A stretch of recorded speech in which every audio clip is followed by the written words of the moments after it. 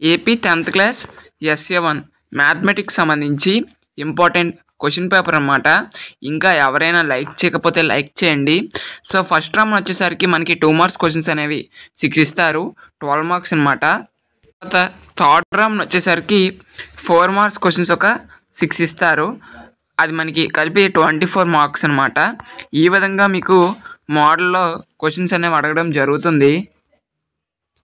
So ఇది మీకు ఈ ప్యాటర్న్లో మీకు SA1కి సంబంధించి క్వశ్చన్ పేపర్ అనేది రావడం అయితే జరుగుతుంది.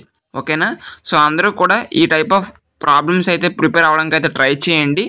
సో మనకి SA1 ఎగ్జామ్స్ కనుక కంప్లీట్గా ఫుల్ ప్లెజర్గా రాస్తే మీకు పబ్లిక్ ఎగ్జామ్స్కి ఎటువంటి బాధ ఉండదు. కాబట్టి ఈ SA1 ఎగ్జామ్స్కి ఫుల్గా ప్రిపేర్ అయిపోండి. పబ్లిక్ ఎగ్జామ్స్ మీకు చాలా ఈజీ అయిపోతాయి. ఓకేనా? సో మీకు ఇంకా ఏమైనా డౌట్స్ ఉంటే కామెంట్ బాక్స్లో కామెంట్ చేయండి.